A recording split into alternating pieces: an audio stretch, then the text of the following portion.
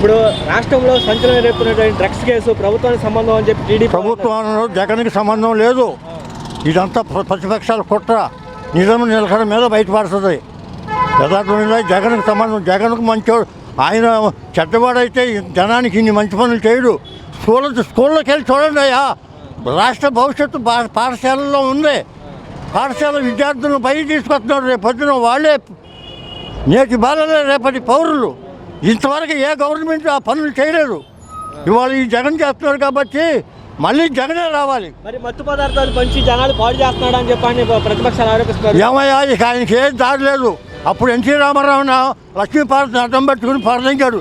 వరుసనే మోసం చేసుకుంటే బతుకుతున్నాడు. ఆయన జన్మంతా మోసమే. ఎవడో నమ్మడే చంద్రబాబుని. మరి జగన్ తెచ్చడే మా ప్రధాన ఎజెండా అంటున్నారు. జగన్ గారిని తెచ్చడే మా ప్రధాన ఎజెండా. అదంతా ఉత్తదే. అబద్ధాలు చెప్పి బతుకుతున్నారు. ఇప్పుడు దాకా బతికారు, ఇక బతకలేరు. ప్రజలు తెలియదు. మీలాంటి దీన్ని ఏమంటారు మీరు, మీడియా వచ్చేసింది, ఫోన్లో నెట్ వచ్చేసింది. ఎవరు మోసం చేయలేడు. ఈనాడు ఆంధ్రజ్యోతి అడ్డం పెట్టుకుని ఇప్పుడు దాకా బతికాడు. ఇక కుదరదు. ఇక మార్పు వచ్చేసింది. ఈ మార్పు ఇలాగే ముందు కంటిన్యూ అవుతుంది. యథా పరిత్రాణాయ సాధూనాం ధర్మ సంస్థాపనార్థాయ యుగే యుగే. ధర్మాన్ని సంస్థాపన చేయడానికి భగవంతుడు కొన్నాళ్ళకి పాపం పండినాక మనిషి రూపంలోనే వచ్చి ప్రజలకు మేలు చేస్తాడు. అది యథార్థంగా జరుగుద్ది. భవిష్యత్తులో జరుగుద్ది. భగవంతుడు అనేవాడు ఉన్నాడు. చేసిన పాపం అనుభవించే తీరదు. దుర్యోధనుడు ఎట్లా అనుభవించాడో, ఆనాడు రావణాసురుడు ఎట్లా అనుభవించాడో, నేనైనా నువ్వైనా ఎవరైనా మంచి చేస్తే మంచి ఫలం పండు అందుకుంటావు. ఏదో పని చేస్తే ఏదో పని అందుకుంటావు. వేప ఎత్తు నాటి మామిడికాయలు కాయమంటే కాస్తుందా? మనం బతికేదన్నాడు. బతికినన్నాడు ఎట్టా బతికేవని కాదు. ఎట్టా బతికేవను ఎంతకాలం బతకడం కాదు. ఎట్టా బతికినన్నాడు. ఇంకొక విషయం, నేను చచ్చిపోయాను అనుకో, అరే మా ఫలానా ఆయన మంచి చచ్చిపోయాడు బంగారం అంటే ఆయన అనుకోవాలి. చేయకుండా కూడా చచ్చా ఎవరి కలామం రా అనుకోకూడదు. భగవంతుడు మనకు జీవితం ఇచ్చింది 10 మందికి మేలు చేయటానికి. అంతేగాని 10 మందిని దోసుకొచ్చింది ఏం చేస్తావయ్యా? ఎప్పుడైనా ఉన్నాడు చచ్చిపోవడమే కదా. సార్ 14 సంవత్సరాలు చంద్రబాబు నాయుడు ప్రభుత్వం చూసారు. 5 సంవత్సరాలు జగన్మోహన్ రెడ్డి గారు ఎవరికి బాగుందంటారు? ఎలా ఉందంటారు? 14 సంవత్సరాలు కాదు, ఎన్ని ఏళ్ళు చేసినా మీరే వస్తున్నారు కదా. పాఠశాలలు మారిపోయినాయి, నాడు నేడు మారిపోయింది, అన్నీ మారిపోయినాయి. 4 ఏళ్ళలో ఎంతో మార్పు తీసుకొచ్చాడు. ఆయన కనుక ఉంటే ఇంకా ప్రజలు ఎంతో బాగుపడతారు. ప్రజల అదృష్టం, భగవంతుడు న్యాయం గెలిపిస్తాడు. మోసం నేను ఎన్నాళ్ళు నేను మాయ మాటలు చెప్పి కొన్ని నాళ్ళు మాత్రమే మోసం చేస్తా. ఎల్లకాలం నేను మోసం చేయలేను. అది సాధ్యపడదు. మరి డ్రగ్స్ కేసులో ప్రధానంగా జగన్మోహన్ రెడ్డి గారికి, విజయసాయి రెడ్డి గారికి పాత్ర ఉందని చెప్పంటున్నారు. టీడీపీ వాళ్ళు కానీ, జనసేన వాళ్ళు కానీ, బీజేపీ వాళ్ళు కానీ. ఇక వాళ్ళకి అదేగా మొదటి నుంచి తెగ బతుకుంటూ వచ్చారు. ఇప్పుడు కూడా అది ఆఖరాస్త్రం ప్రయోగించారు. అది జరగదు. నిజం నిలకడ మీద జరుగుతుంది. భగవంతుడు అనేవాడు ఉన్నాడు. న్యాయం సత్యమేమో జయతే. సత్యమే జయించుతుంది. నేను ఎన్నాళ్ళు అబద్ధం చెప్పి నిన్ను నమ్మిస్తానయ్యా. ఏదో ఒక నేను సత్యం జయించి తీరుద్ది. ఆయాలు వీళ్ళందరూ ఎక్కడ ఉంటారో తెలియదు. చరిత్ర మనకు పురాణాలు చెబుతున్నాయి. మనకు అనేక పురాణాలు చూపిస్తున్నాయి. అనేక సాక్ష్యాలు కనపడుతున్నాయి. పురాణాలు చరిత్ర మన భారతదేశం గొప్పది. అవన్నీ తెలుసుకోకుండా నేను నా పిల్లోడు నా సంసారం అనుకుని బతికినవాడు ఏదో కింద లెక్క. అలా బతకొద్దన్నాడు. మన భగవద్గీత ఏం చెప్పింది? 10 మందికి మేలు చెయ్యి, 10 మందితో మంచిగా ఉండు, 10 మందిలో మంచి పేరు తెచ్చుకోమన్నాడు. అట్లా బతకాలి. అలా బ్రతకడానికే ప్రయత్నం చేస్తాడు జగన్. ఇప్పుడు జనసేన, టీడీపీ, బీజేపీ వచ్చి పడేస్తాం జగన్ గారిని దించాడు మా ప్రధాన ఎజెండా అంటున్నారుగా. ఏమండి, వాళ్ళు వచ్చి మేము ఇది చేస్తామని చెప్పుకోవట్లేదుగా. ఎంతసేపు జగన్ చెప్పాలి, జగన్ ఎందుకు చెప్పాలో చెప్పాలిగా. ఇదిగో ఈ తప్పు జరిగింది, ఈ కనులు జరిగినాయి అని చెప్పాలి. అయ్యేం చెప్పట్లా. ఏం చెబుతున్నారు అని చెప్పి చెప్పండి. ఎందుకు దింపాలో చెప్పాలి. మేము వచ్చి మీకు మేలు చేస్తాం, మిమ్మల్ని ఉద్ధరిస్తాం, మీకు ఇల్లు కట్టిస్తాం, మేము భవనాలు కట్టిస్తాం, మిమ్మల్ని పైకి తీసుకెళ్తాం అని చెప్పాలి. అయ్యేం చెప్పట్లా. మరి పవన్ కళ్యాణ్, చంద్రబాబు నాయుడు కలిసి ఇప్పుడు పవన్ కళ్యాణ్ అంటున్నాడు జగన్ ఉండకూడదు, సైకో రెడ్డి అంటున్నాడు. ఎవరు? జగన్ సైకో రెడ్డి అన్నాడు పవన్ కళ్యాణ్. ఆయన ఎంతండి, ఆయన చరిత్ర ఎంతండి. చిరంజీవి పుణ్యమాట వచ్చాడు, ఏదో కలిసి వచ్చింది, పైకి వచ్చాడు. దాన్ని సద్వినియోగం చేసుకోవాలి. కానీ ఆయన చేసుకోలేకపోతున్నాడు. మనం ఏం చేయలేము దానికి. 21 ఎమ్మెల్యేలు 2 ఎంపీలు దేశం రాష్ట్ర వైపు చూసేలా చేస్తా అంటున్నాడు. ఏం చూసేది? ఏమండి, ఉత్తేసాటకుంటుందంట. ఆకాశం మొత్తం నేనే ఆపాను, 2 కాళ్ళు పైకెత్తి ఆకాశాన్ని నేనే ఆపాను అనుకుంటుందంట. అట్లా ఉండదు ఆయన తెలివితేటలు, ఆయన రాజకీయం. విశాఖపట్నం డ్రగ్స్ కేసు తిరుగుతుంది సార్ రాజకీయం. టీడీపీ పాత్ర వైసీపీ పాత్ర టీడీపీ అని చెప్తున్నారు, ఎలా చూస్తారు? ఇవాళ ప్రతిపక్షంగా ఉన్నోళ్ళు ఎవరైనా సరే ఉన్న అధికార పార్టీ మీద బురద జల్లాలనే ఆలోచన ఎక్కువ ఉంటుంది ఏ పార్టీకైనా. కానీ డ్రగ్స్ విషయంలో వచ్చేది ఇవాళ గవర్నమెంట్ ఇవాళ కాదు, గతంలో కూడా టీడీపీ గవర్నమెంట్ ఉన్నప్పుడు డ్రగ్స్ ఒకటి, గంజాయి ఒకటి, హెరాయిన్ ఒకటి, ఈ ఎర్రచందనం ఒకటి, ఇటువంటి ఎన్నో దీనికి పాల్పడారు వాళ్ళు ఎవరు ఏమి చెప్పుకోలేక అందరూ కూడా ప్రతిపక్షం మీద నెట్టడం ఆ రోజుల్లో జరిగిన విషయం ఇది. ఇవాళ ఏంటంటే వాళ్ళకి దొరికిన అవకాశాన్ని బట్టి వాళ్ళ పాలకపక్షం చేస్తుందని చెప్పి వాళ్ళు ఆరోపణలు చేస్తున్నారు. కానీ అవన్నీ వాస్తవాలు కాదు. ఇవాళ అవన్నీ చేసింది కూడా టీడీపీ గవర్నమెంట్ జరిగినాయి. అవన్నీ ముద్దాయిలు దొరికారు, దానికి అనుకున్న వాళ్ళు పెద్దోళ్ళు దొరికారు. వాళ్ళు చెప్పుకోలేని పరిస్థితుల్లో వాళ్ళు ఏంటంటే వాళ్ళు అవతరాల మీద నెట్టేద్దామని ఆలోచనతో చెప్పే మాటలే. కానీ అవాస్తవాలు ఇవన్నీ. వాస్తవాలు ఏంటంటే పోలీస్ డిపార్ట్మెంట్కి తెలుసు, పేపర్ వాళ్ళకి తెలుసు, ప్రజలకు తెలుసు. వాళ్ళు చెప్పుకోవాల్సింది ఏంటి, నిజాలు మాట్లాడడం వల్ల మేము కూడా అడిగేది ఏంటంటే జరిగిన డ్రగ్స్ విషయం ఎవరిది, డ్రగ్స్ ఎవరు తీసుకొస్తున్నారు, ఎక్కడి నుంచి వస్తుంది, మన రాష్ట్రంలో ఎందుకు వచ్చింది, మన రాష్ట్రంలో ఎవరు వ్యాపారం చేపిస్తున్నారు అనేది అది క్లారిటీగా అది మిత్రపక్షాలు తెలుసుకోవాల్సిన అవసరం ఉంది. దాని మీద మేమేం చెప్తున్నామంటే ఇవాళ నిజాలు మాట్లాడమని ప్రతి వాళ్ళు చెప్తున్నాం. అధికార పార్టీ కానివ్వండి, ప్రతిపక్షం పార్టీ కానివ్వండి, నిజాలు మాట్లాడమని చెప్తున్నాం. ఏ వ్యాపారం చేసినా సరే ఇన్నిగల వ్యాపారాలే. కానీ వాళ్ళు వాస్తవాలుగా మంచి వ్యాపారాలు చేద్దాం, నీతిగా చేద్దాం, నిజాయితీగా చేద్దామని వాళ్ళకి ఆలోచన లేదు. ఎందుకంటే నంబర్ 2 బిజినెస్ కాబట్టి వాళ్ళు రూపాయి పెట్టుబడి పెడితే ₹1,00,000 లాభాలు సంపాదించేవాళ్ళు ప్రతి వాళ్ళు, ఏ పార్టీ వాళ్ళు కానీ. అయితే ఈ అధికార పార్టీలో ఉన్న వైసీపీ పార్టీ మట్టికి అటువంటిది కాదు. నాయకులు అటువంటి చేస్తే మెయిన్ జగన్మోహన్ రెడ్డి గారు దీనికోసం ఊరుకోరు. ఎవరైనా నాయకుడు ఎంత సొంత మనిషిని తీసి పక్కన పడేస్తాడు, కానీ అతన్ని ఎటు పరిస్థితుల్లో కూడా క్షమించడు. గంజాయి కానీ ఎర్రచంద్రం కానీ స్మగ్లర్గా మారాడు వైసీపీ కార్యకర్తలు, నాయకులు కానీ అని చెప్పండి చంద్రబాబు నాయుడు చెప్పండి. నేను చెప్పేది అదే మీకు ఇప్పుడు. ఎందుకంటే అధికార పార్టీ మీద ఏదో రకంగా బురద జల్లాలని, అవాస్తవాలన్నీ వాస్తవాలుగా పుట్టించాలని, ప్రజల్లోకి లేనిపోయిన భ్రమను కల్పించాలని వాళ్ళు మాట్లాడే మాటలు అయ్యి. ఇవాళ 5 సంవత్సరాల నుంచి జగన్మోహన్ రెడ్డి పరిపాలనలో ఎక్కడైనా సరే నేరం జరిగిందనో లేకపోతే దొంగతనం జరిగిందనో, ఎమ్మెల్యేలు డబ్బులు తీసుకున్నారని కానీ, అధికార పార్టీ వాళ్ళు భూ కబ్జాలు చేశారని కానీ ఎక్కడైనా కానీ లేదు. అది ఏదైనా ఉంటే వాస్తవంగా ఒప్పుకుంటాం. దానికోసం ఎవరైనా కానీ టీడీపీ అవని, జనసేన అవని, బీజేపీ అవని దానికి వ్యతిరేకంగా ఎదురుగా కూర్చొని డిబేట్ కూడా రమ్మని చెప్పడానికి సిద్ధంగా ఉన్నాం. ఓకే సార్, ఇప్పుడు రాబోయే రోజులు ఎలా ఉంటుంది అంటారు? 24లో ఇప్పుడు జనసేన, టీడీపీ, బీజేపీ కూటమి వస్తున్నారు, ఎన్డీఏ కూటమి. ఇప్పుడు జగన్మోహన్ రెడ్డి గారు సింగిల్ వస్తున్నారు. 24 ఎలా జరగబోతుంది? నీకు జనసేన, బీజేపీ, టీడీపీ కూటమి ఏర్పడింది ఎలక్షన్లో భయం పుట్టాళ్ళకి. చంద్రబాబు నాయుడు ఒంటరిగా వెళ్ళి గెలవలేడు కాబట్టి జైల్లో ఉన్న అతనికి ప్రజల్లో అందరికీ తెలుసు అతను చేసిన తప్పు, అతను జైల్లో వేశారని తెలుసు. దాన్ని కవర్ చేసుకోవడానికి మిత్రపక్షాలను కలుపుకొని జనాల్లోకి వెళ్ళి గవర్నమెంట్ తెచ్చుకొని మళ్ళీ అధికారాలని చలామణి చేసుకొని మళ్ళీ ఇల్లీగల్ వ్యాపారాలు చేద్దామనే ఒక ఆలోచనతో అతను చేసే ఎత్తుగాళ్ళు ఇవన్నీ. సార్, జయప్రకాష్ నారాయణ లాంటి వారు కొంతమంది ఐఏఎస్ ఆఫీసర్ గతంలో కూడా పార్టీ నాయకుడిగా ఉన్నటువంటి జయప్రకాష్ నారాయణ రాష్ట్రంలో అభివృద్ధి లేదని చెప్పండి. సరే, జయప్రకాష్ నారాయణ గారు చేసేది మంచి వ్యక్తి, అతను నీతి నిజాయితీకి పనిచేసే వ్యక్తి. అతని పార్టీ కూడా మంచి పార్టీ అతనిదే. అతను ఏంటంటే జనాల్లోకి వెళ్ళిపోయాడు. మెయిన్ ఏంటంటే ఇవాళ ఏ రాష్ట్రంలో అయినా సరే మంచికి స్థానం ఉండదు అనేది ఒక వాస్తవం. అది మంచిగా చేసేవాళ్ళు ఎవరు నమ్మరు, నీతిగా ఉన్నవాళ్ళు ఎవరు నమ్మరు. కాబట్టి జయప్రకాష్ నారాయణ వెనకబడిపోవడం కారణం ఏంటంటే నీతిగా ఉండటం వల్ల. అవినీతి చేశాడు కాబట్టి చంద్రబాబు నాయుడు 14 ఏళ్ళు ముఖ్యమంత్రి చేయగలిగాడు. నీతిగా చంద్రబాబు నాయుడు గారు ఇవాళ కూడా చేయలేడని పరిస్థితి ఆయనకి తెలుసు.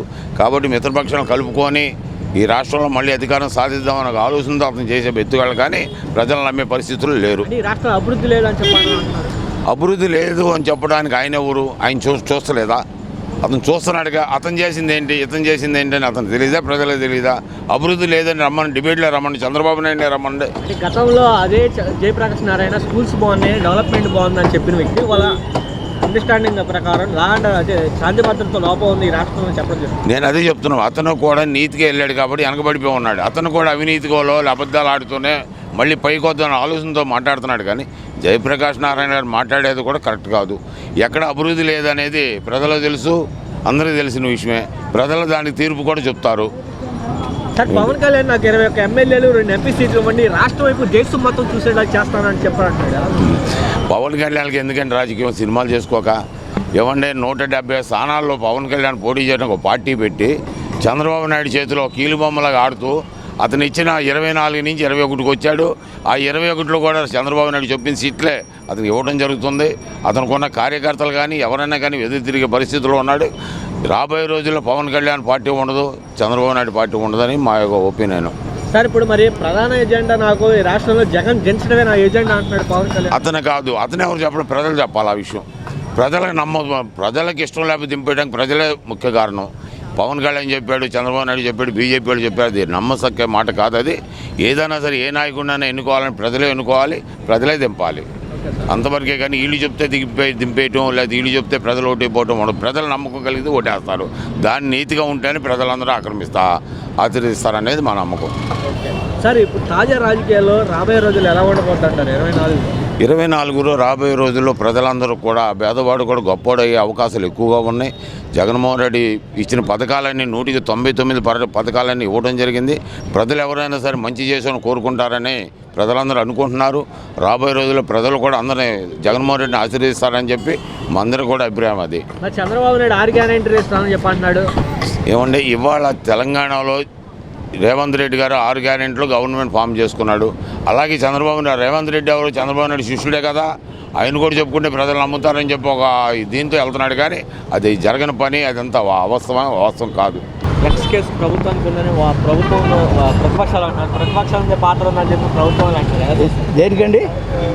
సరే వైసీపీ వాళ్ళ పాత్ర ఉందని టీడీపీ వాళ్ళు అంటున్నారు, టీడీపీ వాళ్ళ ప్రమేయం ఉందంటే వైసీపీ వాళ్ళు అంటారు. దేనికి? ఏ విషయం? విశాఖలో జరిగిన డ్రగ్స్ కేసులో సంబంధించింది మనకేం తెలుసు? నా అభిప్రాయం అంటే చాలా పెద్ద వాళ్ళు ఉన్నారు దానిలో. ఏంటి పెద్ద వాళ్ళు ఉన్నారు కాబట్టి అసలు మామూలుగా అది బయట పడదు కదా. పెద్దోళ్ళ హస్తం లేకపోతే అసలు బయటపడదు కాబట్టి అది పెద్దోళ్ళతో వచ్చింది. ఇప్పుడు ఈ వైసీపీ వాళ్ళు అని వీళ్ళేమో వాళ్ళ మీద వీళ్ళ మీద ఉండరు. నా అభిప్రాయం ఏంటంటే కేంద్ర ప్రభుత్వంలో ఉన్న పెద్దోళ్ళు ఏంటి మాజీ మంత్రులు, మాజీ కేంద్ర మంత్రులు, పెద్దోళ్ళు. నా వ్యక్తిగతం అంటే టీడీపీ, బీజేపీ, జనసేన కూటమి వాళ్ళదే అది. ఆ కూటమి వాళ్ళదే అది. ఏంటి అదేదో వీళ్ళ మీద వీళ్ళు గెలుస్తారు. ఇప్పుడు వైసీపీ వాళ్ళు గెలుస్తారు. గెలవకోకుండా ఉండటానికి డ్యామేజ్ కొరకు ఇది వేస్తున్నారు. కాబట్టి వాళ్ళ హస్తం ఉంది. హస్తం ఉండకపోతే ధైర్యంగా చెప్పొచ్చు కదా మాదేం లేదని. పారిపోవటం ఎందుకు, తప్పించుకోవటం ఎందుకు? అంతేనా? అది నా అభిప్రాయం. అయితే ఆ కూటమి వాళ్ళ హస్తం ఉంది బాగా. అది సార్ 2024లో బీజేపీ, టీడీపీ, జనసేన కూటమితో సమావేశం వస్తున్నారు. జగన్ గారిని దించడమే ఒక ప్రధాన ఎజెండా అంటున్నారు. ఈ రాష్ట్రాన్ని పారదోలడమే. ఏం చేశారు వాళ్ళు? ఇప్పుడు ఒకటేంటంటే బడా వ్యాపారస్తులు వాళ్ళ బడా వ్యాపారాల కొరకు, అగ్రవర్ణాల కొరకు దోపిడీలు చేసుకోవటానికి కుమ్మక్కయ్యారు వీళ్ళంతా. పేదవాడిని ఎలాగైనా అణిచివేయాలని. ఏంటి ఇప్పుడు ఈ కూటమిలో ఉన్న వాళ్ళంతా బడా వాళ్ళు అన్ని సామాజిక వర్గాలన్నీ చేరి ఈయన్ని దించాలి. ఎందుకంటే పోయిన పరువును తగ్గించుకోవాలి, స్థలాలు దక్కించుకోవాలి, అమరావతిని మళ్ళీ చేజిక్కించుకోవాలి, వీళ్ళ వ్యాపారాలు అభివృద్ధి అవ్వాలి. ఎన్ని కోట్లైనా ఖర్చు పెడతారు ఈయన దించడానికి, ఎంత ఘాతుకానికైనా దిగజారుతారు. కానీ ఏం చేయలేడు పేదవాడు. వైసీపీకి తోడుగా ఉన్నంతకాలం వీళ్ళు ఏం చేయలేరు. వీళ్ళ డబ్బులు పనిచేయు, వీళ్ళ ప్రాబ్లం పనిచేయు. ఇంకా జరగకూడదు ఏదైనా జరిగితే తప్ప. సార్ ఈ రాష్ట్రంలో డ్రగ్స్ మయమైపోయింది, గంజాయి మయమైపోయింది. ఇక్కడ గంజాయి మొక్కలు లాంటి జగన్ ఉన్నాడు అని చెప్పంటున్నారు. ఇది ఇప్పుడే కాదుగా, ఈ 5 ఏళ్ల పరిపాలనలో జగన్ వచ్చినప్పుడే కాదు కదా, అంతకుముందు లేదా? ఉందా? 14 సంవత్సరాలు పరిపాలన చేసినప్పుడు చంద్రబాబు గారు ఆ రోజుల్లో లేదా? ఇప్పుడు కొత్తగా పుట్టుకొచ్చిందా? ఇప్పుడు పుట్టుకు రాలేదుగా. ఏమండి ఇప్పుడు కొత్తగా పుట్టుకు రాలా, ఈ 5 ఏళ్లలో పుట్టుకొచ్చిందని అనుకోవచ్చు. అది అప్పటి నుండే ఉంది. అయినా ఈయనకి గంజాయితో ఈయనకి సంబంధం ఏంటండి? ఈయన పద్ధతి వేరు, ఈయన ఆలోచనలు వేరు, ఈయన దృక్పథం వేరు. అవును కదా. ఇప్పుడు ఎమ్మెల్యేలని 90 మందిని దాకా మార్చేశాడు. వాళ్ళల్లో ఏయో అవినీతులు లేదు బలహీనతలు ఉన్నాయనే కదా తప్పించింది.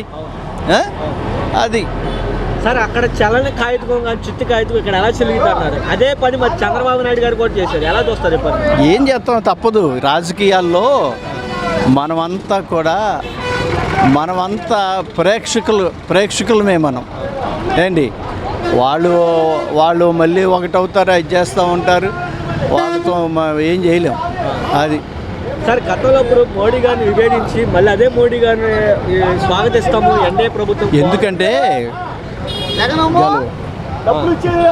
ఇప్పుడు ఆ రోజుల్లో ఆయన్నేమో బాగా తిట్టాడు, తిట్టకూడని విధంగా తిట్టాడు, అనకూడని భాష అన్నాడు, అతను వ్యక్తిగతంగా కూడా అన్నాడు. ఇప్పుడు ఆయన దగ్గరికి ఎందుకు వెళ్ళాడంటే గెలవాలి, తను గెలవాలి. ఏంటి నేను వెళ్ళినట్లుగానే జైలుకి అతను పంపాలి, మళ్ళీ ఇతనికి సపోర్ట్ చేసే బడా వ్యాపారస్తులు కొమ్ము కాయాలి. అందుకని వాళ్ళు ఏమైనా సమర్థుడైనా. సార్ రాబోయే రోజులు 24 ఎవరు గెలిచే అవకాశం? వైసీపీ గెలుస్తుంది, తప్పనిసరిగా గెలుస్తుంది. సార్ ఈ రాష్ట్రానికి జగన్ గారు ఎందుకు కావాలండి? ఎందుకంటే పేదోడికి కావలసిన సంక్షేమాన్ని ఇస్తున్నాడు. స్కూల్స్ బాగా చేశాడు, వైద్యపరంగా చేశాడు. ఇప్పుడు కోవిడ్ వచ్చిన టైంలో ఎంత మేలు పొందారో ప్రజలకు తెలుసు, అవునా? మరి వీళ్ళు వచ్చి ఇప్పుడు 14 సంవత్సరాలు చేశాడు, ఏ పేదోడికి ఏం చేశాడు? చెప్పుకోదగినది ఏదైనా ఉందా? ఒక పేదోడు ఈ 14 సంవత్సరాల్లో మాకు అది చేశాడు, ఇది చేశాడు అని లేదు కదా, ఉందా? లేదు. అరాచకం పెరిగిపోయింది, రౌడీజం పెరిగింది. ఏ దేశం ఏ టైంలో అరాచకం పెరగల? ఇప్పుడు నువ్వు నేను పుట్టక ముందు నుండి అరాచకాలు ఉన్నాయి.